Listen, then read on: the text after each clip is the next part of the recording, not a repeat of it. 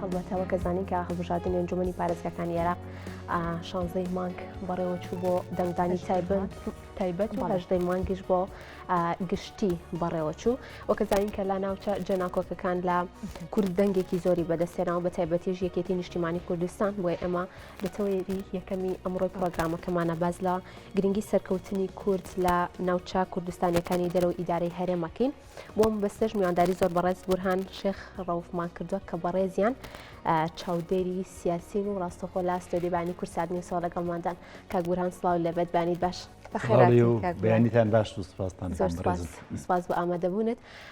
کاک بورهان وەکە زانین کە هەڵبژاردن کرا و ماوەیەکی زۆریش بانگەشەی هەڵبژاردنە کرا و ئەوەی کە ئەیبینین و ئەزانین لە ناوچە جێناکۆکەکان کورد و بە تایبەتیش یەکێتی نیشتیمانی کوردستان دەنگێکی زۆری هێنا چۆن ئەتوانرێت ئەم سەرکەوتنەی کورد لە خزمەتی خەڵکا بەکاربهێنرێت؟ بەڵێ سەڵاو لە بینەرانی خۆشەویست جارێکی تر بە دڵنیاییەوە ئەو ناوچانەی کە پێی دەڵێن ناوچەدار بڕێنراوەکان لە هەرێمی کوردستانان ئەو ناوچانەی کە کێشە لەسەر ناوچەکانی مادەی 140 لی دەستوری عێراق ئەم ناوچانە بەشێکی گرنگ و مێژووی خاکی کوردستانن و ساڵانێکە لە ئەو خلاف و ناکۆکیانە هەیە لەسەری و بە گوێرەی دەستوری عێراق دەبایە تا کۆتایی 2007 چارەسەر بکرایەوە بخرانایەتەوە سەر هەرێمی کوردستان بەڵام کێشە و ململانیەکان وای کرد کە ئەوە جێبەجێ نەکرێەوە ئەوە بمێنێتەوە و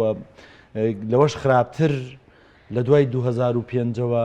هیچ هەڵبژاردنێکی ئەنجومەنی پارێزگاکان لە کەرکووکان نەکراوە بە بیانی ئەوەی کە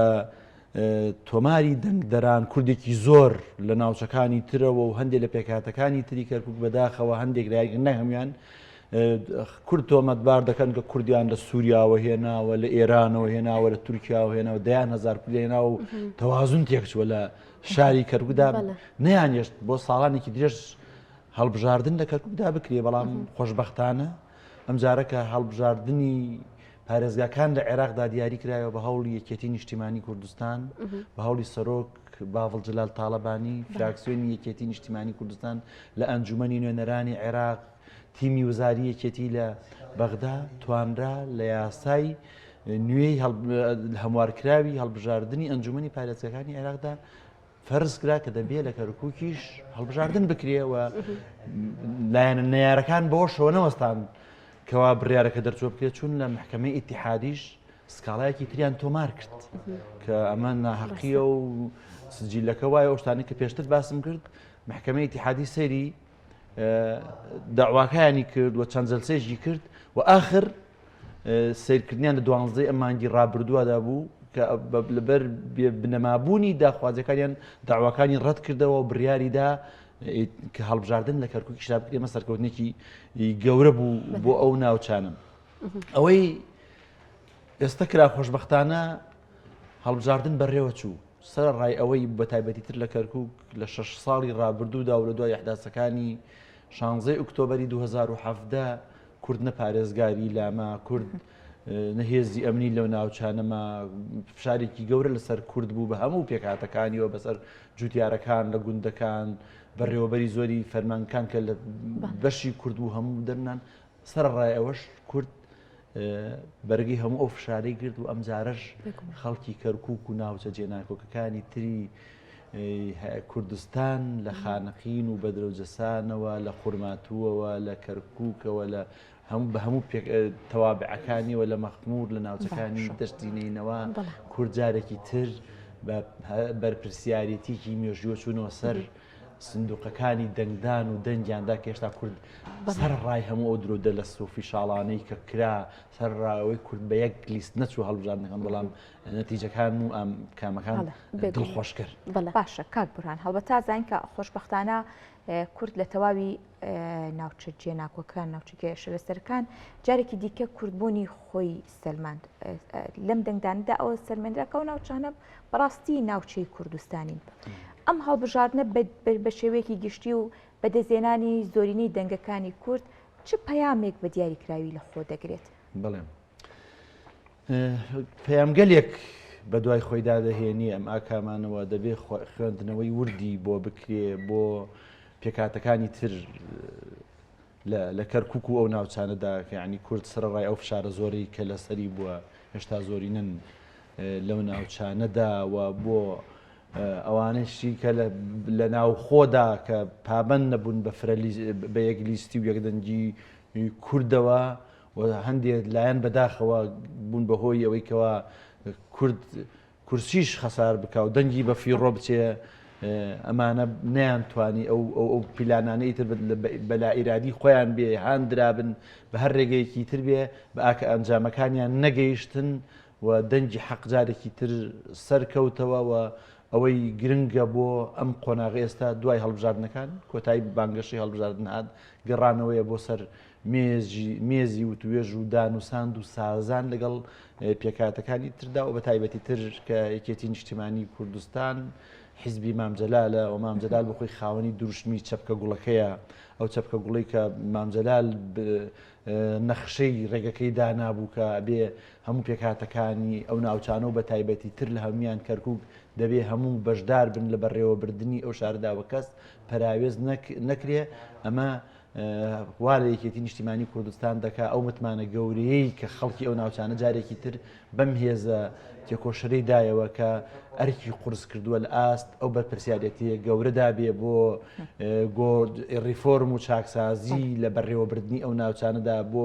دەستنیشانکردنی بەڕێوەبەری لێهاتوو خەڵکی کەفوو و دەستپاک و داوێنپاک و نەزیه و بەتوانە و خزمەتگوزاری خەڵک بۆی خزمەتی ئەم ناوچانە بکەن و پاداشتیان بدەنەوە.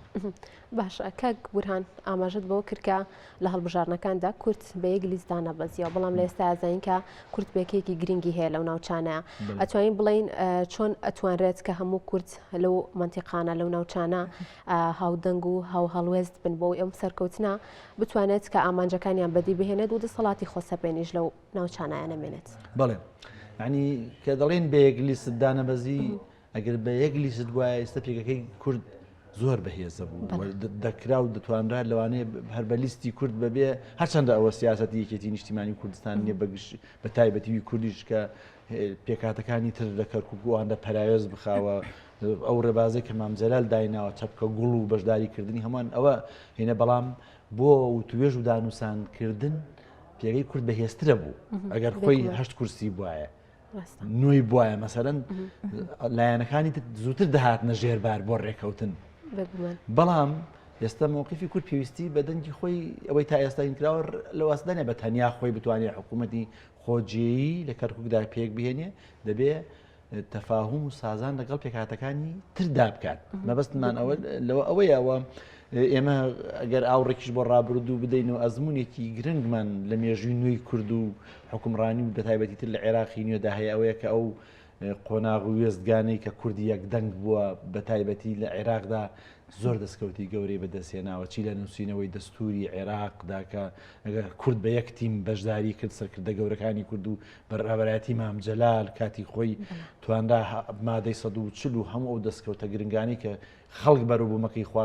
دەتوانین ناویبنین سەردەمی زێڕینی حکومڕانی لە عێراقدا و مشارەکە و بەشداری کورتیدا کە بینیمان ئەوە بەرهەمی یەکدەنگی و یەکتیمی کورد بوو لە بەغدا ئەوانەی بەداخەوە بوونە هۆکاری ئەوەی کەوا کوردی یەکدەنگ نەبێ ئەوانە گوزێکی کوشندیان لە پێگەی کورددا هەرچەنە کورد بەوەش تەواو نابێەوە بەرگی ئەمەش دەگرێەوە ئێستش ئایندەی ڕوون و ڕووناکەوە دەتوانێت لە ڕێگەی سازان لەگەڵ پێکاتەکانی تردا حکوومەتێکی خۆجیایی بەهێز لە کەرکووک و ناوچەکانی تریش لە بنێنەوەش ئێستا یەکێتی نیشتیمانی کوردستان پێگەی هەیە لە دیالە هەیەی لە پارێزگای سەلاحەدین کە خورمات و بەشێ گرنگ لە هەموو ئەم شوێنانە یەکێتی سەرکەوتنی بەدەستێناوە لە حکوومەتە خۆجیەکاندا پێگە و ڕۆڵی دەبێەوە بە تاکید بوونی یەکێتی لەو حکوومەتانەدا پێگەی کورد لەو ناوچانە بەهێز دەکاوە ئەو حکوومەتە خۆجییانە پابەند دەکاکەوە گرنگی بە ناوچە کوردستانیەکان دەن لەو پارێزگایاندا. باشە کاک بورهان هەڵبەتە ڕوونەکە پێشتر پێگەی کورد لە ناوچە جێناکۆکان بە دیاریکراوی و بەڕوونتر ئەوەی کە دەبیندرا لە ناو کەرکووک پێگەیەکی زۆر بەهێز بوو بەڵام ئەو فرسەتە لە باربرا لە دەستچوو و بە ئێستاشەوە با بڵێن زوڵم لە کەرکووکیەکان دەکرێت لە ئێستادا کە جارێکی دیکە کورد ئەو پێگەی گەڕاندوێتەوە وەری گرتوێتەوە چۆن پارێزگاری لێ بکە ئایا یەکدەنگی یەک هەڵوێستی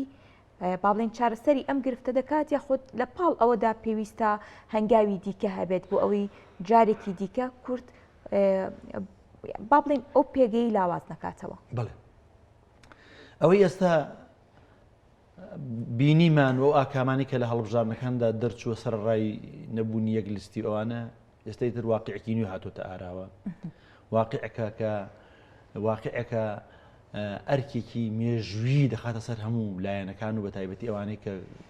سەرکەوتنیان بەدەستێناوە لە هەڵبژاردنەکانە و ئەوانەی کورسیانێ لە ئەنجومەنی ئەم پارێزگارەدا کە بتوانن ئەگەر نەکرا یەک لیست بن ئێستا بتوانن یەک دەنگ بن و هاوڕابن یەک دەنگ بن و هاوڕابن و تەنسیق و سازان بکەن بۆەوەی پێگەی کورد جارێکی تر ببنەوە مووقع ڕەسەنەکەی خۆی موعقع گرنگەکەی خۆی ئەمە ئێستای تر بانگەشەی هەڵبژاردن تەواو بوو کاتی ئەوەیە کاتی پیکێنانی حکوومەتە کاتی پیکێنانی ئەنجومەنی پارێزگاکانە دەستنیشانکردنی سەرۆکی مەجلیسەکانە لە پێشدا و دوایی هەڵبژاردننی پارێزگارە ئەمەی تر مێژووی و ڕەحم بە کەس ناکات مێژووی کوردووە خوێنی شەهیدەکان کە جارێکی تر هیچ هێز و لایەنێک لە ئاسی بەرپرسیارەتیدا نەبێ بۆی پێگەی کوردوەل بگیرێتەوە هەمومان لە چەند ڕۆژی ڕابردوودا بەداخەوە زۆر ڕووداوماندی لە چەند ڕۆژی ڕابردوودا هەر لە دوێنی ڕابردوودا لە کەرکووک خۆپیشاندانماندی بەعسیەکان چۆن هەڕەشە دەکەن چۆن لە بەردەم پارێزگای کەرکووکە وەستاونەتەوە و شیعار و دروشم بە گیانی سەدام حوسێن دیکتاتۆری گۆڕ بە گۆڕا دەڵێنەوە ئەمانە هەموو ئاماژەی ترسناکن ئەگەر کورد یەک دەنگ نەبێ یەک گرتوو نەبێ بێگومان ئەوان بەوەشەوە ناوەستن کە لە پارێزگای کەرکووک دەرێ بکەن و هەرێمی کوردستانیش نایڵن لەبەر ئەوە واجبە و ئەرکێکی پیرۆزی هەموو ئەو لایەنانەیە ئێستا بە یەک تیم کار بکەن بۆەوەی ئەم دەنگانەی کە بەدی هاتووە بە حەقیقەت لە ببنە بەشدارێکی سەرەکی و پێگەڕە ڕەسانە و بەهێزەکانی کورد وەربگرنەوە بە تایبەتی لە کەرکووک. باشە کاک بورهان هیچ لە پێگەێنانی ئەنجومەنی پارێزگاکاندا هیچ مەترسێکەیە بۆ پێگەێنانی ئەنجومەنی پارێزگاکان یاخود ئەو ململانەیانی کە دەبێت ڕەنگە هەر ململانەیەکی سا دەبێت بۆ بەدەستهێنانی ئەو پۆستانی کە بوونیان دەبێت کورد هیچ مەترسێکی گەوری لەسەر دەبێت؟ نەخێر مەترسی گەورە نییە چونکە مەسەڵەن یەکێتی بۆ خۆی تا ئێستا ئەگەر لیستی یەکەم بێ لە کەرکووکدا یاسای هەڵبژاردنەکە دەڵێ ئەبێ لیستی یەکەم پارێزگار دەستنیشان بکە کاندید بکە لایەنەکان تر دەنگی پێبن ئەو حەقە بە یەکێتی نیشتیمانی کوردستان دەدا بەڵام ئەگەر کورد هاوڕابێ بێتە ئەکید مفاوەزات و دانەسانەکان ئاسانترە بێ لەوانەیە لایەنەکانی تر هەندێک مەرج و شەرت فەرز نەکەن بەسەردا ئەگەر پێویستی بە دەنگی ئەوان بێ لەبەرەوە ینی گرنگە کە هەموو لە کورد یەک دەنگ بێ و لایەنەکانی تریش بەشدار بن و هەرچەنە ئەگەر من لەو تەسەوردا مەگەر یەکێتی 9 زائیدەنیکیشی بێنە بەتەنیا دەستی بۆەوە نەبرد کە حکوومەتی خۆجی لە کەرکووک پێک بێنێ ئەنجومەن پێک بێنێ چونکە سیاسەتی یەکێتی و مامجەلال نەبوو مامجەلال لەگەڵ ئەوەدا بوو کە بەشداری هەموو لایەنەکان سیاسەتی چەپکە گوڵەکەی ناسرا و بۆ هەموو لایەک ڕوونەکە مامجەلال لەگەڵ ئەوەدا بوو کە بێ هەموو کەرکووکی ڕەسەنەکان لە پارێزگاکانی تریش لە نینەوە بە هەمان شێوە وەکو چەپکە گوڵەکە بەشدار بن لە بەڕێوەبردننی شارەکانی خۆیانە و هیچ کەسێک پەراوێز و ئاوت نەکرێت. باشە کاک بورهان ئەگەر هەر باس لە بابەتە بکەینەوە بیرمان نەچێت وەکەزانین کە لە ماوەکانی ڕابردوودا کاتێک دەسەڵات لای کورد نەما لە کەرکووک ئەبینین بە جۆرێک لە جۆرەکان زوڵمیان لێکرا و غەدریان لێکرا لە کوردەکان ئەتوانین بڵین کە چۆن لە ئێستادا بە شێوازێکی دادپەروەرانە دەتوانرێت کورد مامەڵە بکات بۆی کە هیچ جیاوازیەک لە نێوان عەرەبەکان و تورکمان و کوردی شانەکرێت. بەڵێ یعنی بە خۆشحاڵیەوە من پێشتریش ئاماژەم پێدا لە سەردەمی ڕەوانشاد مامجەلال و لە ساڵانی ڕابردوودا ئەو سیاسەتی چەپکە گوڵەکەی بەکار هێناوە کورد و عەرەب و تورکمان و کریستیانەکانیشی هەموو بەشدار کرد لە حکوومەتی خۆجێیی کەرکووک و شوێنەکانی تریشدا بۆ ئێستش کە ئەم ئاکامە باشانە بەدەست هاتووەوە جارێکی تر گرنگە دەست بەو میراتە گەورە و ئیرسە کە لە پورە گەورەی مامجەلالەوە بگرین ئێستش بەداخەوە ئەوەی لە ئاماژەت پێدا لە دوای ڕووداوەکانی 16 ئۆکتۆبر و لە 6 ساڵی ڕابردوودا لەلایەن پارێزگاری سەپێنراوی کەرکووکەوە بینیمان چی دەرحەق بە خەڵکی کەرکووک کرا جوتیارەکانی کەرکووک ڕۆژ نەبوو تەرحیلەکان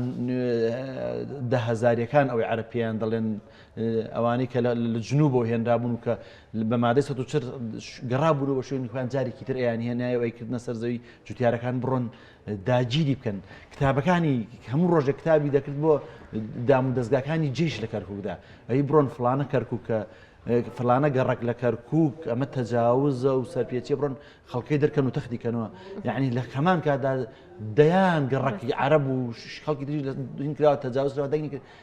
ئەوانەی کوردی ئەجوڵان بۆی دەریان کە ئەمە نیەتی ئەو بوو کەمە پێچەوانەی دەستوری عێراق پێچەوانەی ڕۆحی پێکەوە ژیانی ئاشتیانەی پێکاتەکانی نی کەرکووکە کە کورد بە ئاراسەدانە ڕۆیەوە هەمومان سەردەمی حکومڕانی کورد و وەکێتی نیشتیمانی کوردستانمان لە کەرکووک لە بیرەکە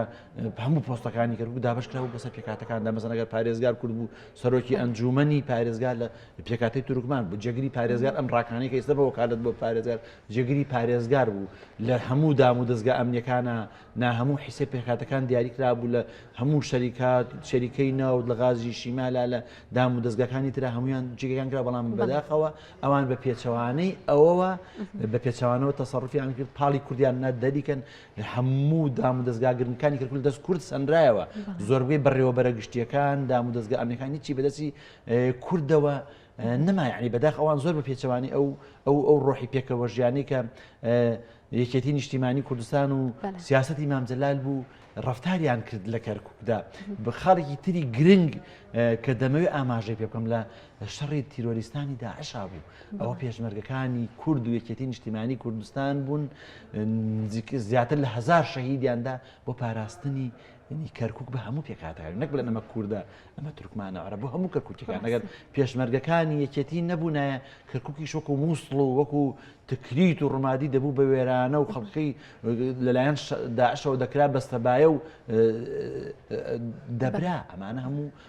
ڕۆڵی مێژووی کوردن و بەشێکی گرنگ لەو پێکاتانەش دان بەم حقیقەت و ڕاستیاندا دەنێن بەڵام بەداخەوە هەندێکی تریان کە دەستی وەلایان بۆ عێراق نییە وەلایان بۆ کەرکووک نییە دەستی دەرەکین تین ئاو بە ئاشی دژمنانی عێراق و کوردی شادەکەن بەو ئاراستە کار دەکەن. بڵێ زۆر سپاس بۆ زۆر بەڕێز بورهان شێخ ڕەوف چاودێری سیاسیکان بەیانە لەگەڵمانە بوو دووە کۆمەڵێک زانیاری زۆرت فەدەین زۆر سپاس سپاس بۆ بەڕێستان بەخێراتی.